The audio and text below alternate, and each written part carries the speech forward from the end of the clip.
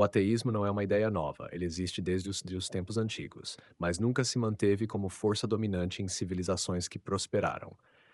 Quando analisamos a história, vemos que as grandes sociedades sempre se estruturaram sobre princípios metafísicos, sobre uma ordem que transcendia a vontade humana. O ateísmo, ao contrário, é um fenômeno que se manifesta com maior força em sociedades decadentes, em momentos de ruptura, em civilizações que perderam a conexão com seus fundamentos. E, dentro desse fenômeno, há variações, correntes distintas, que, apesar de terem em comum a negação do transcendente, operam de formas diferentes na sociedade e na política. O ateísmo pode ser filosófico, cético, militante, pragmático ou até mesmo emocional. O que une todas essas formas de pensamento é a negação da existência de uma ordem superior. Mas o modo como essa negação se manifesta é que varia. O ateísmo filosófico busca fundamentação racional para rejeitar qualquer realidade transcendente. É o ateísmo dos iluministas, dos materialistas do século XIX e dos existencialistas do século XX. Ele se estrutura com base em argumentos que tentam eliminar a necessidade do sagrado, oferecendo respostas que, na prática, tentam substituir a ordem transcendental por uma ordem puramente humana. No entanto, essa abordagem sempre se depara com limites intransponíveis, porque a razão, isolada, nunca conseguiu fornecer respostas definitivas sobre a origem do universo, a existência do bem e do mal ou o propósito da vida. E mesmo quando tenta ignorar essas questões, elas retornam. Já o ateísmo cético não se preocupa em negar explicitamente o transcendente. Ele se contenta com a dúvida, com o relativismo, com a indiferença. É um ateísmo mais passivo, que não se coloca ativamente contra a espiritualidade, mas que simplesmente não a considera relevante. No fundo, esse tipo de ateísmo é apenas uma forma disfarçada de fuga.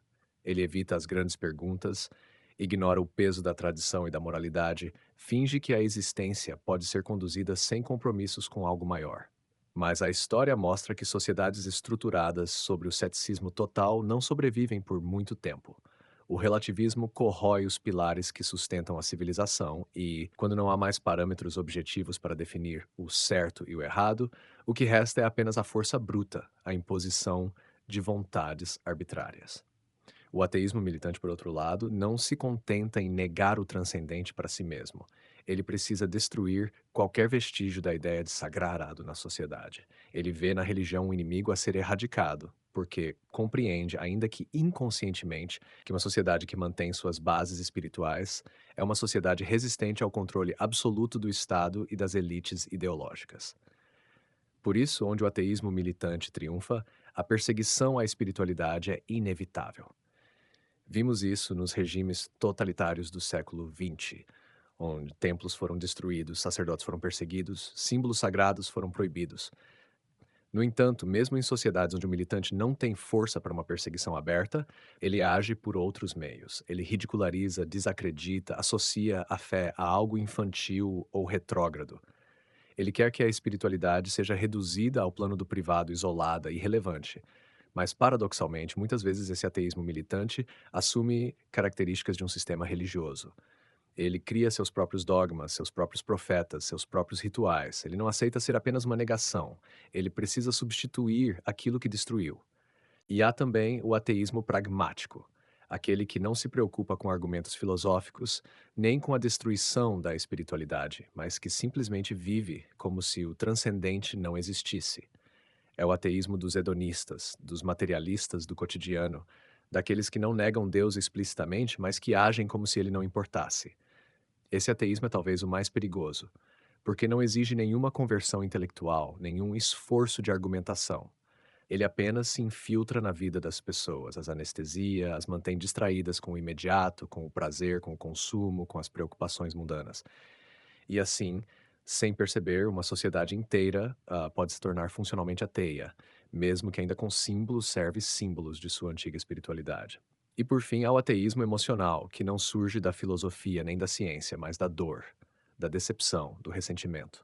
É o ateísmo daqueles que rejeitam Deus, não porque encontraram razões para negá-lo, mas porque se sentem traídos, abandonados, injustiçados. É o ateísmo de quem viu sofrimento no mundo e decidiu que isso só pode significar que o transcendente não existe. Mas esse é um ateísmo frágil, porque não se sustenta sobre argumentos, mas sobre sentimentos. Ele pode ser intenso, pode ser agressivo, pode ser visceral, mas não resiste ao tempo.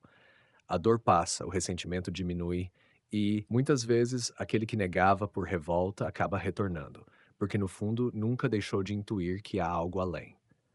Olhando para essas diferentes formas de ateísmo, percebemos que nenhuma delas consegue se sustentar indefinidamente sem se contradizer. O ateísmo filosófico não responde às questões essenciais da existência. O ateísmo cético não constrói civilizações duradouras. O ateísmo militante se torna um simulacro de religião, fanático e autoritário. O ateísmo pragmático dissolve os valores que sustentam a ordem social. O ateísmo emocional é apenas uma reação passageira. No fim, o que resta quando todas as formas de ateísmo falham é aquilo que esteve presente desde o início da história humana. O sagrado nunca desaparece completamente. Ele pode ser negado, ridicularizado, reprimido, mas sempre retorna. Ele está na base das grandes civilizações, ele inspira as maiores obras da humanidade, ele move os corações e as mentes de forma que nenhuma ideologia ou sistema materialista consegue substituir. O ateísmo pode ser comparado, analisado, classificado, mas nunca se sustentou como base de uma sociedade próspera. Ele sempre foi uma reação, nunca uma fundação. Ele pode negar, destruir, desconstruir, mas nunca construir algo duradouro. É por isso que ao longo da história ele sempre cede, porque no fim a verdade permanece.